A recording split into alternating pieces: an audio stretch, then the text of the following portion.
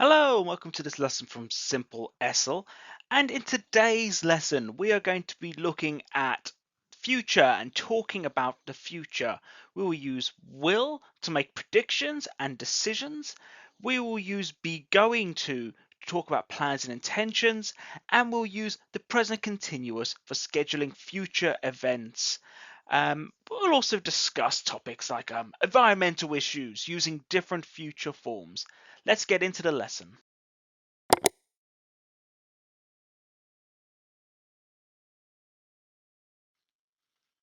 Now, why is this important? Well, future forms are important for discussing or talking about plans, making predictions, or talking about schedules, things that you are going to do. We have different future tenses to help speakers show what they want to do more clearly. It's also commonly used in job interviews. Some other examples, talking about the weather, it's going to rain, talking about the news, or everyday conversations. So, how do you usually talk about the future in English? Maybe we could talk about travel plans. I'm going on holiday. Where are you going? I'm going to Spain, for example. Let's take a look at some of the structure. So, when we're using will, we have subject, then will, and in the base form of the verb. So subject, will, and the base form of the verb. So the subject, I will, and then to call, to ring someone on your phone. I will call you later. We can also make negative forms of this. So subject, I, you, he, she, they, and then we just say will not or won't. So we can contract it and it becomes won't. And then the base form of the verb. So to be, we have she won't be late, or she will not be late. So this shows something that will not happen. We can also use it when we're making a prediction. We're trying to predict something. So we want to ask what someone thinks will happen. So I'll put will first. So we swap around will and the subject, and then the base form of the verb. So will, then the subject, it, and then the base form of the verb.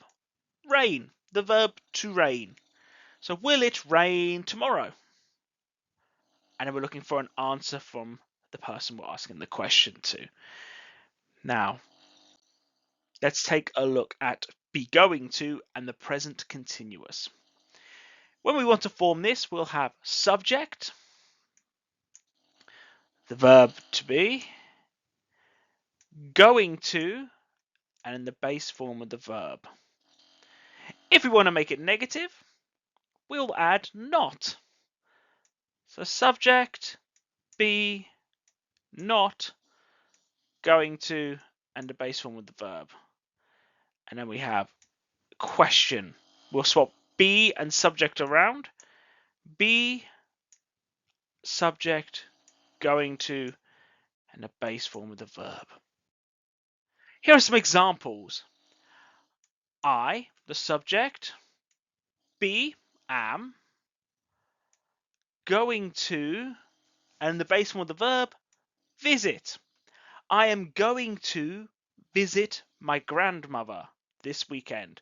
This shows an event that has been planned for the future. Let's say it's negative. We have the subject, they, I, she, he, you, they. They, base form of to be, are, and it's negative, not, going to, and the verb to buy. They are not going to buy a car, something they're not going to do. And we're going to ask about an intention, something planned. So we swap the subject and be around. So are you going to, and then the verb study. Are you going to study abroad? We're asking what someone is going to do, what they are planning to do. Now we can see here we have subject, be, and the verb with ing. This can be used for fixed arrangements in the near future. Let's take a look at an example. We, the subject, are meeting. We are meeting our friends at 7 p.m. She is flying to Paris next Friday. And then a question, what time are they arriving? What time are they arriving? Now let's have a little exercise here. I want you to fill in the gaps using will, going to, or we're going to turn it to present continuous. We also have what the intention is. So she starts university next year, and this is a planned decision. So what do you think the answer could be? Something she's going to do. So she is going to start university next year. Let's take a look at a fixed arrangement. Okay. We travel to Spain this summer. So we need be, and then travel with ing. We are traveling to Spain this summer. I think it rain later. Making a prediction. So are we going to use will or be going to? I think it will rain later. Let's do another example with rain. Look at those dark clouds.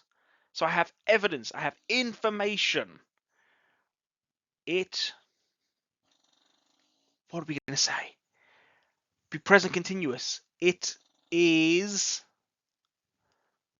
going to rain soon because we have information. He help you with your homework. It's an instant decision. So what will he do? He will help you with your homework. We have a matching exercise here. I would like us to match the sentence with the future form. So is it a request, a prediction based on evidence, a future intention, a spontaneous decision, or a fixed arrangement? I will buy some coffee. So using will, so this is a spontaneous decision. They are, and then arrive with ing, arriving at 5 p.m. So this is a plan. It's been planned ahead. It's a fixed arrangement. He is going to study medicine. It's a plan, something he wants to do. This would make it a future intention. Will you help me? I'm asking a question. I want you to do something. It's a request. Will you help me? And this leaves, look at the sky. It's going to rain. It's a prediction based on evidence. Fantastic work.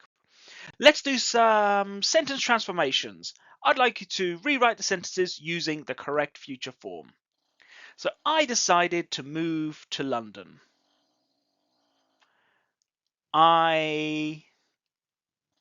What am I going to do? I am going to move to London next year.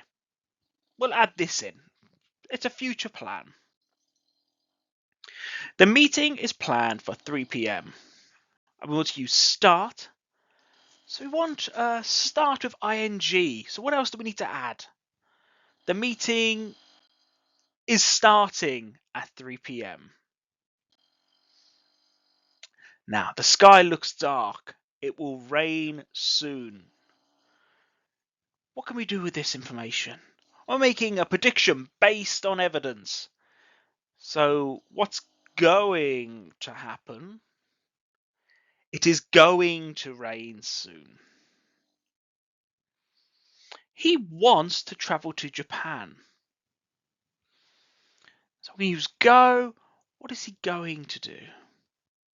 He is going to go to Japan next year.